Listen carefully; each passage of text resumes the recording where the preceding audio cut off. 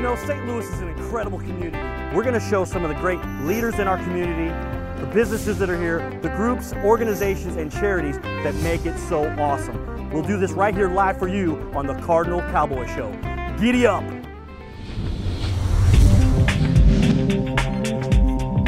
Giddy up! Woo!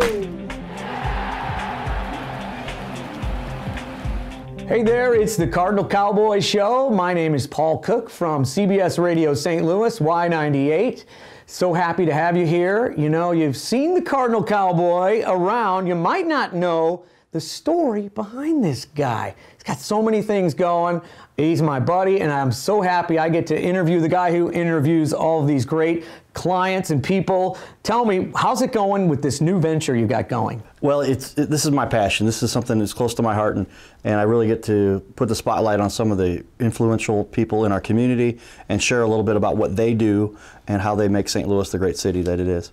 As long as I've known you, you've had a passion about telling stories, you know, telling stories of people around you and lifting them up. And I really see that in this show. Tell me about, you know, I know, but let's hear a little bit about your past and things that have led up to who you are today.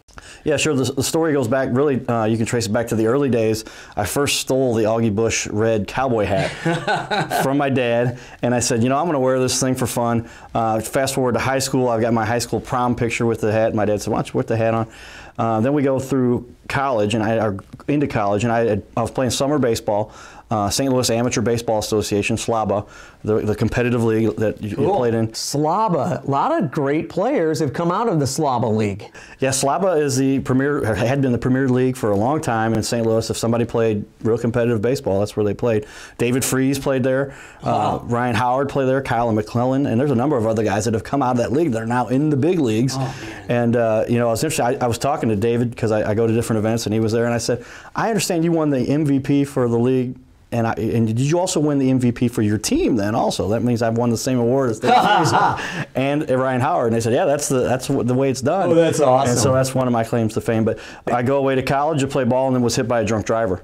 Wow. And a lot of people don't know that's really where this kind of came from. But yeah, I was hit by a drunk driver, was on the side of the road after the accident. The ambulance is there, and it's about to pull away, and I start to have seizures. And they say, hey, throw the Cardinal Cowboy in the first ambulance ride, or else he might not make it. So I said if I hadn't had seizures at that moment to stop them to get me into the first ride. Alert, hello, hello. I started having seizures, they said put him in the first trip, and so therefore I survived that far. Wow. So I proceeded to go into a coma, and they said, we give you less than 50-50 odds, give Carter less than 50-50 odds to survive. So I'm in a coma at St. John's Mercy, and I pulled my arms out of the restraints, pull the ventilator out of my own throat, and they say, well, Carter's going to make it. He is going to make it. but you're probably going to have to take care of Carter for the rest of his life. So that was, my parents at that point were just happy they had somebody that, you know, their kid that was 19 years old at the time was going to survive, and they'll take care of me if they had to. But I was pretty bent on going after it and saying, hey, no, I'm not going to listen to the naysayers. I'm not going to listen to even the doctors, the experts. Stay home for a semester. I didn't stay home. I was out for 2 weeks, 1 week of that in a coma, 1 week of that just staying home. And I said, I'm just going to go for it no matter what. And that really has launched what now I believe is what the mantra of the Cardinal Cowboy is to prove that you can do anything you set your mind to. I can imagine that putting everything into perspective. You're rolling along, college kid, the worries and maybe the petty things we worried about, and then boom, that happens. And you've always had this personal drive, and I think we can see why. Tell me about how it put it in perspective for you. So that's why my perspective towards life has really changed towards, you know, you may not have gotten the grade, you didn't get the promotion, boyfriend or girlfriend broke up with you. Those are small things to overcome. If I can overcome this, you guys can overcome just about anything you set your mind to. And that's what we just try to pour into our audience. You know, you just keep rolling, rediscovering yourself and finding new ways to get out there. Tell me where you go from there when you're the early Cardinal Cowboy days to now. Yeah, the early Cardinal Cowboy days, people didn't understand what it was. They just thought it was something kind of fun. I just said, you know what? I should have been wearing the baseball pants out there to play. I had pants. Yes. So I'm going to wear the... Totally makes sense now. That's it. That's why. Okay. I'm going to wear the pants to the game, and we'll just have fun with it from there.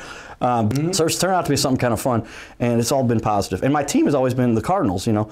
The real argument for this is that baseball saved my life. If it wasn't for baseball, I would not have had the drive to come out of what doctors said I wasn't going to recover from. Survive, then much less take care of myself. And also thinking, you know, you get hit by the drunk driver, you know, you might need help your whole life, at least that was the talk, and you probably think, I got to go away from this thing I love so much, baseball. Well, I'm going to get involved somehow, you know, and I think that's what's so brilliant about you. Yeah, it was fun because, you know, there were a number of hurdles. So I said, all right, if I can't make it as a professional baseball player, they don't draft you by the time I had recuperated. I said, you know what, I'm going to go off and try to do whatever I can. And I ended up graduating from St. Louis University, transferred back to SLU. Went and got a master's degree at Webster University. All of well, what's this guy? This isn't possible. But I got into this other sport called football, and as a kicker. And so they said, well, as a kicker, you could start that off. And I was a rookie kicker at age 28 and walked on for the indoor team over here. At the time, I believe it was the Renegades. And I made it as the backup kicker. And then did that for a while and kicked in a number of different leagues and played semi-pro men's minor league, whatever you want to call it, and made All-American and kicked a few 50-yarders and got a call from the St. Louis Rams for a tryout and then made it as a professional indoor kicker. And so that was just where I'm like, okay, I can still accomplish it. You may not set that goal that's right in front of you, but you've been redirected to something else. Yeah. And go after that. Obstacle, move around the obstacle, keep going. And find what else it is that you can do. And that's what the whole message really is all about with the Cardinal Cowboy. I love it, and I know you've done so many things for charities. I know you've won awards for the unofficial mascot. You know, in all of Major League Baseball, you've had some great awards in that, and you know, a snapshot about you. Tell me about what you've got going right now and your passion with it. So somebody tied in with one of the local news stations came to me and said, would you like to have a show on our station? I was like, wow, this is one of the top 4 broadcast national networks. I get to be on the local broadcast for them. This is a great idea.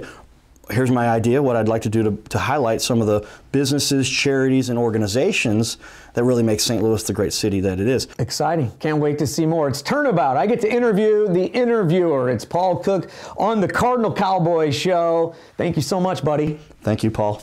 Appreciate it. The Arch is world famous. We've got some leaders in St. Louis that do some incredible work to make St. Louis famous. Stay tuned. This is the Cardinal Cowboy Show. Giddy up!